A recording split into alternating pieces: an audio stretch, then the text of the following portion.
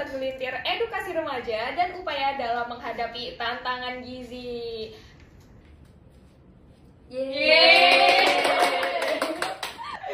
Kali ini dengan aku Alif, kita hari ini mau ngobrol perkara gizi. Katanya sih gizi dan tren nongki di kalangan remaja ya, bareng 2 bintang laut. Nah, enggak, bintang tamu spesial maksudnya. Bintang tamu spesial kita, halo Kak siapa ini? Boleh kenalan dulu dong. Oke, halo semuanya, kenalin aku Patrick, karena tadi bintang laut ya. Nggak, kenalin aku Rahma Prilia dari Prodi Gizi semester 6 FKM Unsri. Oke, hai, perkenalkan nama aku Bunga Familia Citra, mungkin bisa dipanggil Bunga, dari mahasiswa Gizi juga, semester 6 dari FKM Unsri. Waduh, semester 6, semester keramat ya, semester yang katanya tuh lagi sibuk-sibuknya. Apa iya? Coba kita tanya ya kesibukan bintang tamu kita nih. Kak Rahma, gimana kesibukannya? Aku sih sekarang lagi sibuk sama proposal skripsi dan revisi ya Kak Alif. Terus juga karena masih semester 6, masih ada mata kuliah, masih ada praktikum. Jadi selain proposal skripsi, kami juga masih harus dihadapkan dengan tugas-tugas dan juga laporan praktikum, Kak. Oke, kalau Kak Bunga? Mungkin lebih kurang sama ya, mungkin karena kita semester 6 ini lagi disibukin oleh proposal skripsi dan bimbingan gitu, dan juga kita masih tetap praktikum nih, yang mana setelah praktikum harus mengerjakan laporan praktikum dan juga tugas-tugas yang ngikut nih gitu. Setuju banget ya Allah, ini emang semester 6 nih menguji kesabaran gitu ya. Kayak yang kita tuh harus bersemangat lah dalam menjalani hidup. Haduh aja sih kata aku mah. Oke, ngomongin soal tugas nih. Sekarang tuh ada 2 tipe orang loh dalam menugas. Ada yang dia emang introvert, mojok di kamar gitu ya. Ada yang dia mencari inspirasi keluar gitu. Ini kalau Kak Bunga sama Kak Rahma tipe-tipe yang mana? Mungkin boleh Kak Bunga dulu. Kalau aku sih karena aku ngekos ya, yang jaringannya cukup Masya Allah gitu ya. Jadi aku biasanya keluar nih untuk ngerjain tugas ke kafe atau ke tongkrongan yang pastinya itu free wifi. Jadi tugas-tugas aku bawa tuh, jadi tinggal login tuh di wifi dari kafe itu sendiri. Oke, Kak Rahma tipe yang mana nih? Kalau aku sih beda banget ya sama Bunga tadi. Kalau Bunga tadi dia tipe yang nongkrong-nongkrong, kalau aku tipe yang menyendiri di kamar sendiri sambil meratapi tugas-tugas yang banyak itu ya. Karena kalau di kamar sih menurut aku lebih adem aja ya sendiri dibanding kalau nongkrong ketemu orang banyak. Kalau sobat gizi tipe yang mana nih kira-kira? Boleh komen dong. Kalau aku bisa sih fleksibel, bisa di kamar, bisa keluar, ya tergantung mood. Oke, ini beda tipe, berarti nggak pernah nongkrong bareng nih ya? Nanti kita atur lah ya. Boleh, Kak, ya, kita nongkrong bareng. Atur jadwal setelah ini ya nggak? Aku cukup tertarik sih sama yang Kak Bunga bilang tadi. Ini bicara soal nongkrong ya. Sekarang tuh anak muda sering banget yang namanya nongkrong di kafe. Sedangkan kafe-kafe sekarang nih menjamur banyak banget. Ada yang emang kafe jenis bakar-bakaran atau emang spesifik nih coffee shop. Kalau Kak Bunga tipe yang mana nih biasanya? Kalau aku sih yang pastinya free wifi ya, Kak. Pasti banget itu Syarat untuk nomor anak-anak satu ya. mahasiswa pasti nyarinya yang free wifi. Tapi kalau aku sih karena kita pulangnya sore ya Kak ya, sore, jadi tugas-tugas tuh kadang dikerjain malam-malam. Jadi nyari cafe yang cukup yang tutupnya malam tuh. Jadi tugas-tugas dibawa tuh di cafe tersebut gitu. Tapi biasanya sih yang ada kopi atau ada teh gitu sih. Dan minuman dan makanan ringan juga sih. Oke, berarti lebih cenderung ke coffee shop gitu ya Kak ya? Iya. Menu apa aja tuh Kak biasanya yang dipesan?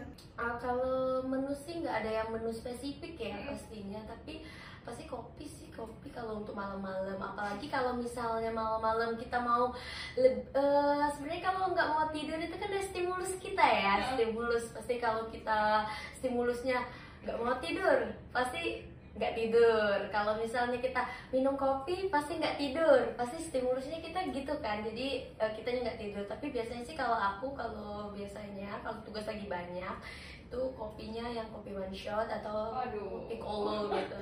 Suka kopi ya berarti ya? Aku juga suka kopi kok guys, tapi kopi saset.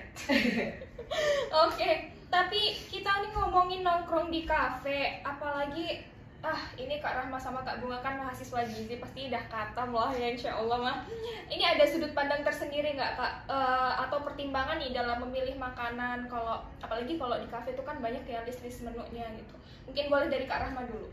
Oke, kalau di kafe itu kan nggak cuma minuman ya Kak yang dijual, ada juga makanan-makanan pendamping, ada yang asin, ada yang manis. Nah mungkin nggak cuma order minumannya aja nih, kita bisa juga order makanan pendampingnya juga. Tapi ordernya itu bisa sharing nih Kak sama teman-teman nongkrongnya ini, karena kita masih tetap harus kontrol konsumsi gula, garam, dan juga lemak. Nah, terus kalau untuk rekomendasi menu mungkin bisa ditanya ke Bunga ya, karena dia tadi suhunya nongkrong nih Kak. Aduh, Silahkan suhu. mungkin kalau untuk menu sendiri sih aku nggak bisa nyebutin secara spesifik ya untuk menunya, tergantung kafenya juga gitu. Tapi bener sih yang dikatain oleh Rahma tadi, untuk makanan mungkin kalau asin mungkin kita bisa pilih ke kentang gitu kan, apalagi kentang itu kayak karbohidrat ya. Kentang kalau asin-asin, kalau manis-manis mungkin roti gitu ya, biar buat kenyang juga, roti bakar yang dipotong-potong jadi one bite, atau martabak gitu ya. Tapi biasanya juga minuman sih, kalau minuman kayak kopi atau teh itu biasanya kalau dari aku sendiri itu less sugar pastinya, karena kita tetap menjaga gula pastinya ya Kak ya.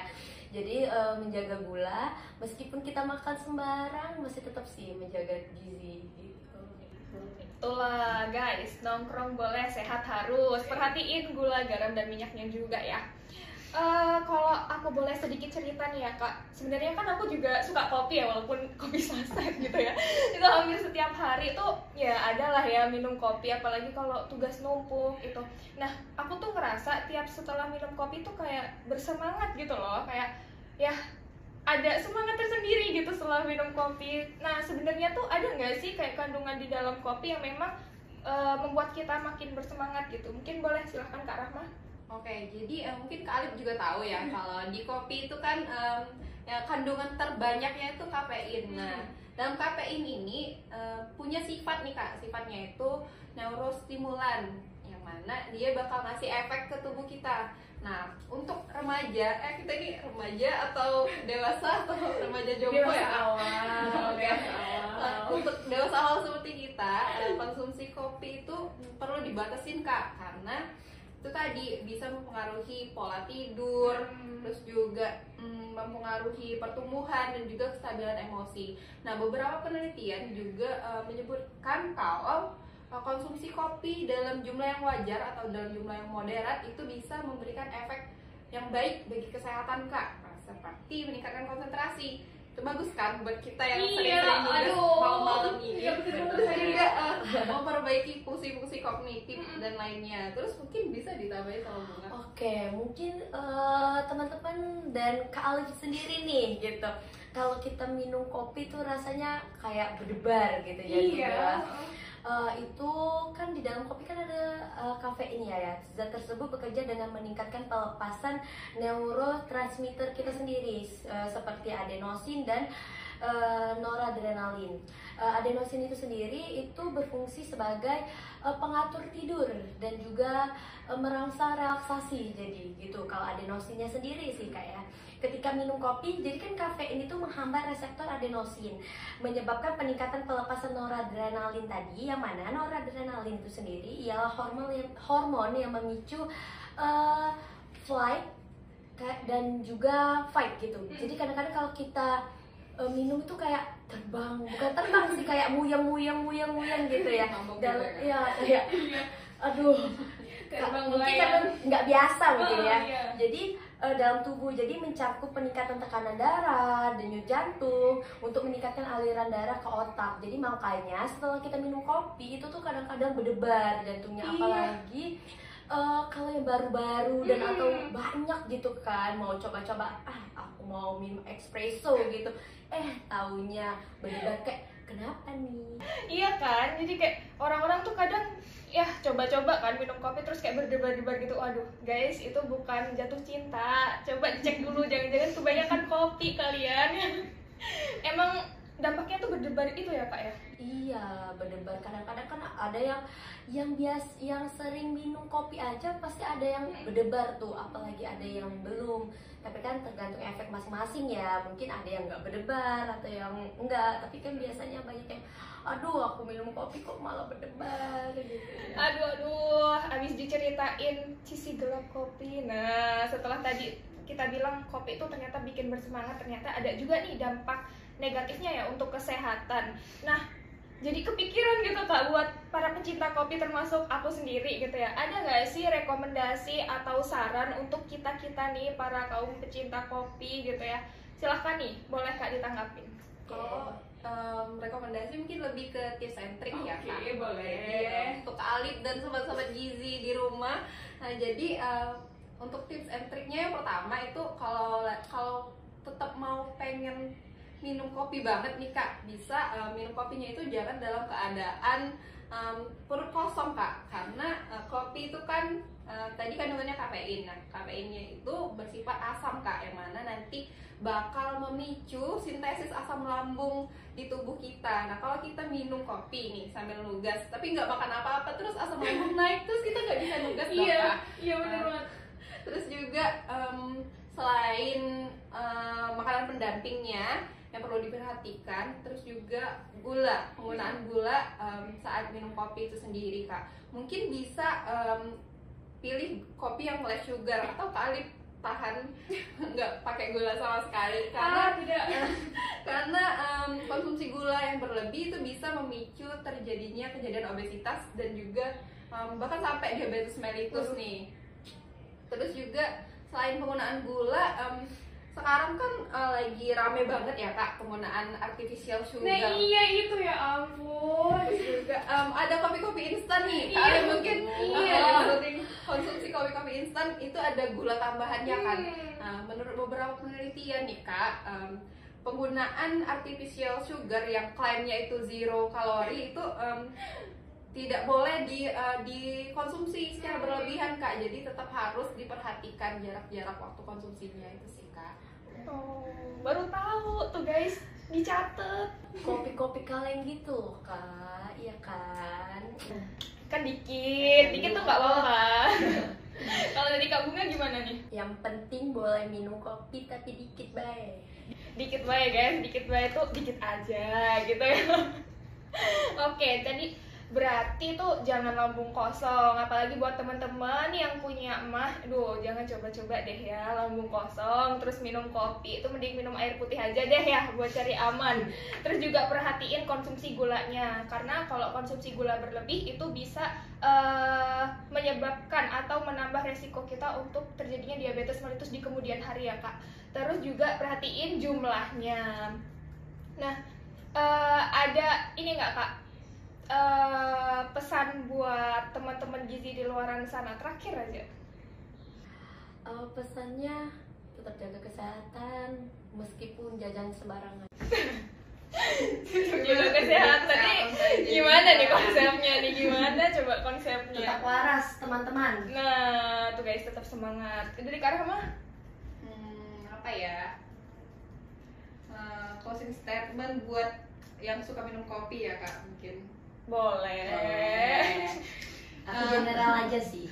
Mungkin jangan minum kopi saat lambung kosong sih, hati aja yang kosong ya Kak. Aduh, dompet kosong juga nih, aduh. Udah, itu aja.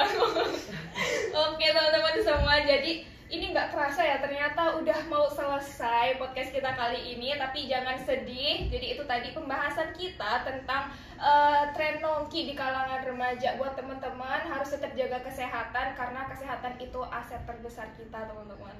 Nah oke, pokoknya makasih banyak buat Kak Rahma dan Kak Bunga yang udah nyempetin waktu buat datang ke sini ya. Ya ampun, makasih banyak dan sampai jumpa teman-teman di podcast selanjutnya. Bye bye.